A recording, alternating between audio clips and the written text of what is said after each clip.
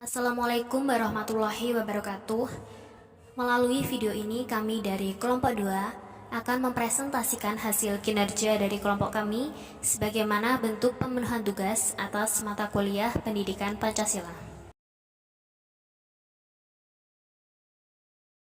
Materi yang akan kami bawakan adalah sejarah Pancasila pada masa Hindu, Buddha, dan Islam.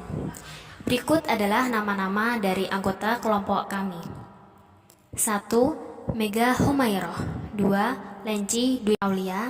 3. Sefira Dwi Nur Aulia. 4. Maharani Mauludina Sidansi. 5. Seila Mai Putri Windrayani. 6. Primbayani Dia Puspita. Dan yang terakhir 7. Muhammad Fani Husni Adim. Selanjutnya adalah pemaparan materi yang akan disampaikan oleh kelompok kami. Nusantara pada masa prakolonial atau dikenal pada zaman kerajaan Hindu-Buddha dan kerajaan Islam belum mengenal istilah Indonesia. Kerajaan-kerajaan tersebut menggunakan paham geopolitik untuk memperluas daerah kekuasaan kerajaan. Titik banyaknya pusat kekuatan politik di Nusantara dimulai dari kerajaan yang menganut agama Hindu-Buddha dan yang terakhir dengan persebaran Islam seperti adanya kerajaan Majapahit dan Mataram di Jawa serta Sriwijaya di Sumatera. Di Indonesia, dimulai masuknya agama Hindu pada abad ke-7. Agama yang berdasar kitab suci Weda masuk ke Indonesia dari India, yang hingga sekarang peninggalannya berupa candi-candi yang masih berdiri megah seperti Candi Prambanan. Yang selanjutnya, masuknya agama Buddha. Masuknya agama Buddha sebagai agama yang diajarkan oleh Siddhartha Gautama, yaitu orang yang telah mencapai kesempurnaan Buddhisme. Agama yang dikembangkan oleh Siddhartha Gautama mengajarkan bahwa kesengsaraan adalah bagian dari kehidupan yang tidak terpisahkan dan orang dapat membebaskan diri dari kesengsaraan dengan menyucikan mental dan moral pribadi. Yang selanjutnya proses Islamisasi. Proses Islamisasi yang cepat sampai ke wilayah-wilayah lain di Nusantara juga menunjukkan pengaruh agama bagi kehidupan manusia. Sampai kemudian perdagangan juga membawa kontak dengan bangsa Eropa yang dimulai oleh Portugis pada tahun 1512, Spanyol yang membangun benteng pertahanan di Tidore pada tahun 1527, kemudian Belanda pada tahun 1602 dengan membentuk VOC. Adanya homogenitas agama di Indonesia dengan 90% Islam dapat mendesak nasionalisme sebagai suatu hal positif yang memberi kemungkinan berbeda. Meskipun demikian, nasionalisme dapat menjadi kuat di kalangan masyarakat karena adanya kesamaan, juga kesamaan agama. Baik, saya di sini akan melanjutkan penjelasan dari teman saya. Menurut Mr. Muhammad Yamin, berdirinya Negara Kesatuan Republik Indonesia tidak dapat dipisahkan dengan kerajaan-kerajaan lama yang pernah berdiri dan sebagai warisan nenek moyang bangsa Indonesia. Ada 3 tahap negara kebangsaan Republik Indonesia yang terbentuk, yaitu pertama, pada zaman Kerajaan Sriwijaya di bawah kepemimpinan Wangsa Sailendra pada tahun 600 sampai 1400 Masehi.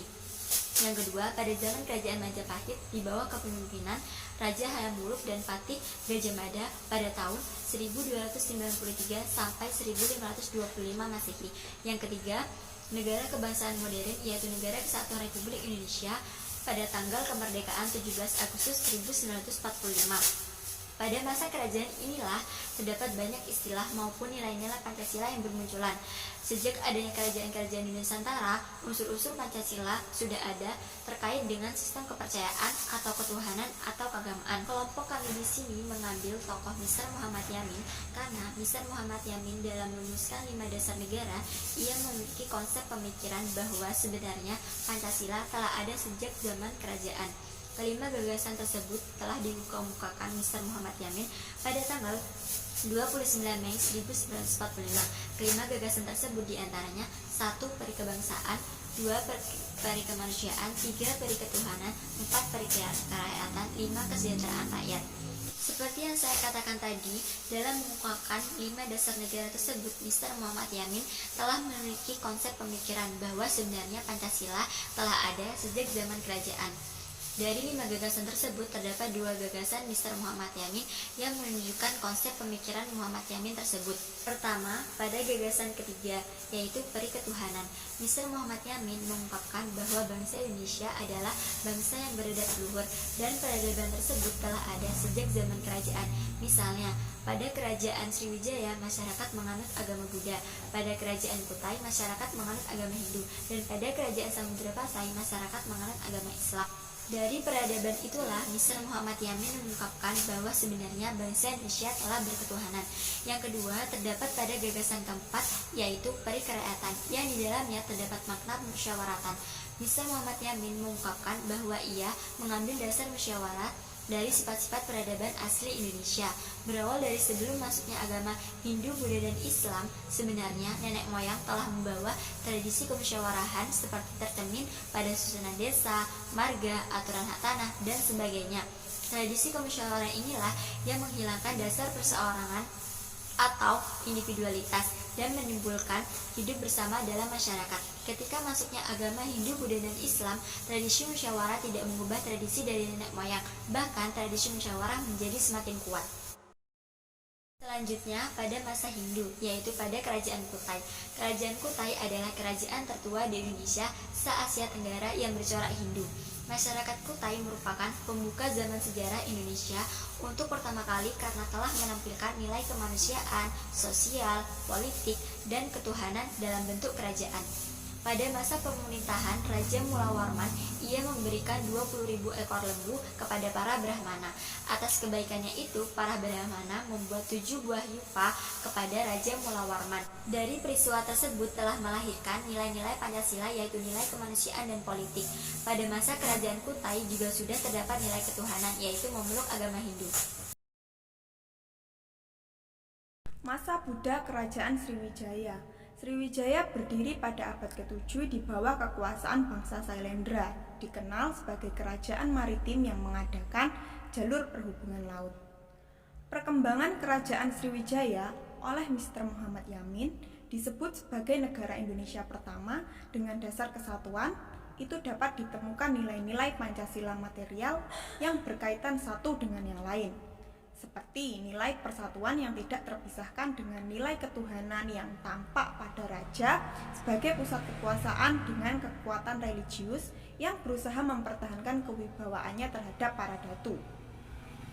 Pada masa Sriwijaya, tertulis kata pemerintahan atas dasar musyawarah dan keadilan sosial sebagai asas yang menjiwai bangsa Indonesia yang dihayati serta dilaksanakan pada waktu itu. Hanya saja belum dirumuskan secara konkret. Yang membuktikan terdapatnya unsur-unsur tersebut ialah prasasti-prasasti di Talaga Batu, Kedukan Bukit, Karangbrahi, Talangtuwo, dan Kota Dapur. Pada hakikatnya nilai-nilai budaya bangsa masa kerajaan Sriwijaya telah menunjukkan nilai-nilai Pancasila. Adapun pengaplikasian nilai-nilai Pancasila yang lain pada masa itu. Pada sila pertama, terwujud dengan adanya umat agama Buddha dan Hindu hidup berdampingan secara damai. Selain itu, pada kerajaan Sriwijaya terdapat pusat kegiatan pembinaan dan pengembangan agama Buddha. Pada nilai sila kedua, terjalinnya hubungan antara Sriwijaya dengan India atau dinasti Harsa dan pengiriman para pemuda untuk belajar di India. Selain itu telah tumbuh nilai-nilai politik luar negeri yang bebas dan aktif. Pada nilai sila ketiga, sebagai negara maritim, Sriwijaya telah menerapkan konsep negara kepulauan sesuai dengan konsepsi wawasan Nusantara. Pada nilai sila keempat, Sriwijaya telah memiliki kedaulatan yang sangat luas, meliputi Indonesia sekarang, Siam, dan Semenanjung Melayu. Pada nilai sila kelima, Sriwijaya menjadi pusat pelayanan dan perdagangan sehingga kehidupan rakyatnya sangat makmur. Perkataan Pancasila mula-mula terdapat dalam kepustakaan Buddha di India. Ajaran Buddha bersumber pada kitab suci Tripitaka yang terdiri atas 3 macam buku besar, yaitu Sutta Pitaka, Abhidhamma Pitaka, dan Vinaya Pitaka. Dalam ajaran Buddha terdapat ajaran moral pengertian Pancasila, tujuan dan landasan pendidikan Pancasila. Dr. Andes HM, Alwika dari MPD. menyatakan untuk mencapai nirwana dengan melalui samadhi dan setiap golongan berbeda kewajiban moralnya. Adapun ajaran-ajaran moral tersebut adalah Dasar-Sila, Saptasila, dan Pancasila. Istilah Pancasila menurut Profesor Dr. Darmudi Harjo SH telah dikenal sejak zaman Kerajaan Majapahit pada abad ke-14, yaitu terdapat dalam buku Negara Kertagama karangan Bung Prapanca dan buku Sutasoma karangan Putantular. Dalam buku Sutasoma ini, istilah Pancasila di samping mempunyai arti berbatu sandi yang lima dari bahasa Sanskerta, dia juga mempunyai arti pelaksanaan kesusilaan yang lima atau Pancasila Krama yang meliputi: 1. Tidak boleh melaksanakan kekerasan atau ahimsa, 2. Tidak boleh mencuri atau hastya, 3. Tidak boleh berjiwa dengki atau indriva nigraha, 4. Tidak boleh berbohong atau aswada, dan 5. Tidak boleh mabok minuman keras atau dama.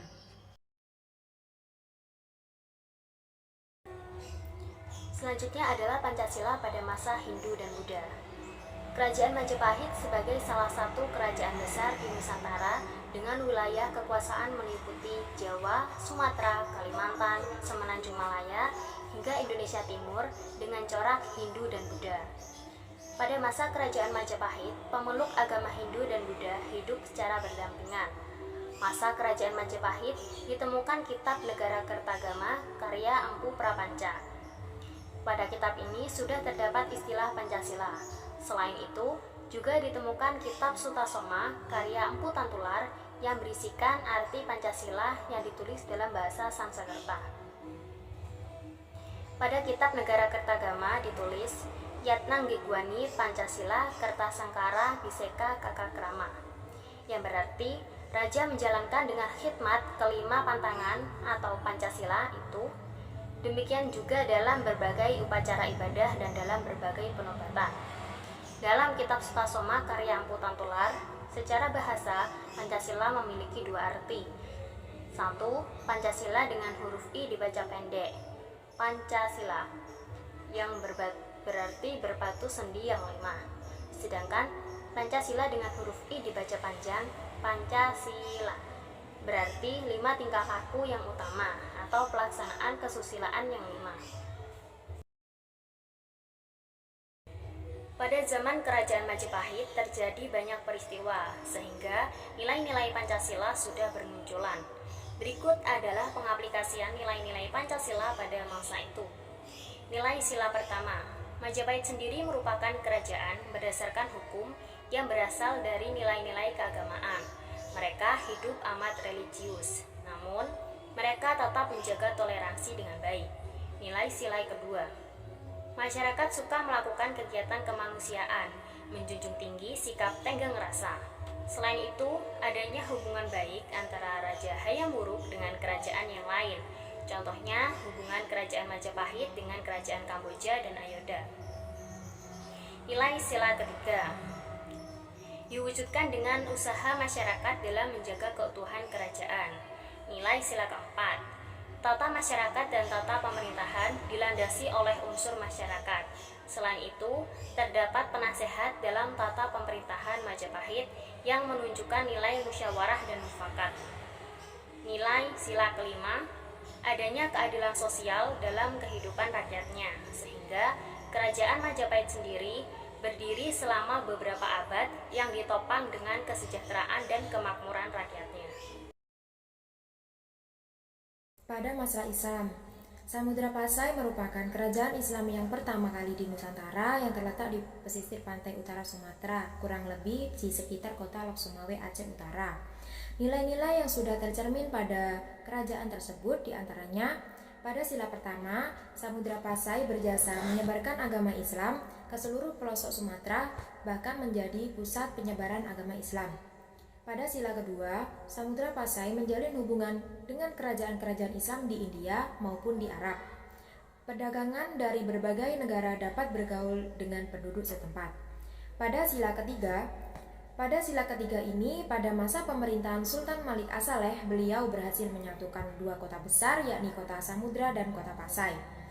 Pada sila keempat, Sultan biasa melakukan musyawarah dan bertukar pikiran dengan para ulama Samudra Pasai, mengembangkan sikap keterbukaan dan kebersamaan.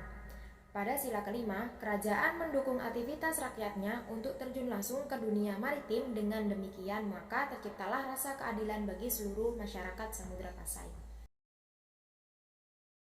Jadi kesimpulan dari PPT di atas yaitu nilai-nilai Pancasila lahir tidak terlepas dari nilai-nilai kehidupan masyarakat pada zaman masa kerajaan. Nilai-nilai Pancasila sudah terbukti telah diterapkan pada masa kerajaan. Dengan adanya nilai-nilai Pancasila yang sudah diterapkan pada masa kerajaan, maka bisa dikatakan bahwa sistem pemerintahan kita sekarang tidak jauh berbeda dengan sistem pemerintahan kerajaan dahulu yang juga berlandaskan pada nilai-nilai Pancasila.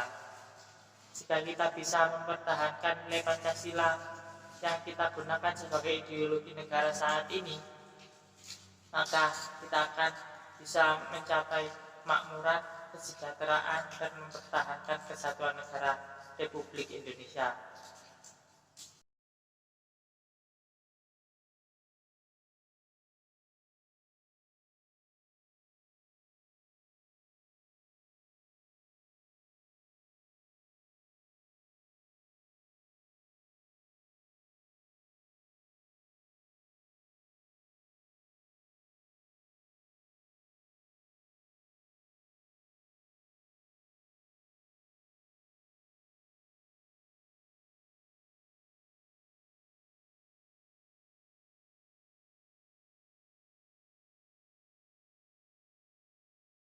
Menjawab pertanyaan dari kelompok 3 oleh Ayu Permatasari mengenai adakah nilai-nilai dari kerajaan itu sendiri yang menghambat penerapan Pancasila pada masa kerajaan?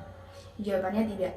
Bila dikaitkan dengan penjabaran materi, maka sudah jelas Pancasila yang dikatakan oleh Insinyur Soekarno pada 1 Juni 1945 adalah Pancasila yang dibaca dengan pendek dalam kitab Sutasoma, yang artinya berbatu 95. Pancasila sendiri telah dipadatkan menjadi bermakna luas dan filosofis hingga menjadikan sumber nilai tatanan kehidupan berbangsa. Mendapat sanggahan tetapi kerajaan pada saat itu menganut pada raja di mana dapat melakukan sewenang-wenangan pada rakyat dan keputusan. Pada saat itu, kerajaan masih menganut paham geopolitik sehingga penyebaran agama oleh bangsa lain datang.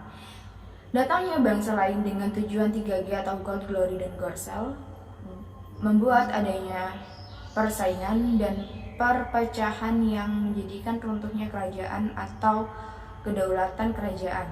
Runtuhnya kerajaan ditandai dengan hancurnya Majapahit dan adanya bangsa lain dalam mengelola komoditi rempah-rempah.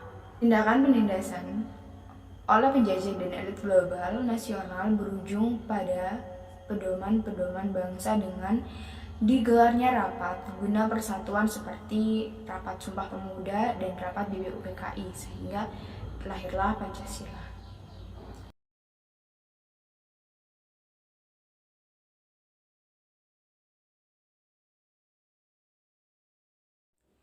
Demikian presentasi dari kelompok 2 yang dapat kami sampaikan. Terima kasih kepada para audiens yang telah meluangkan waktu untuk menyimak pemaparan materi dari kelompok kami. Wassalamualaikum warahmatullahi wabarakatuh.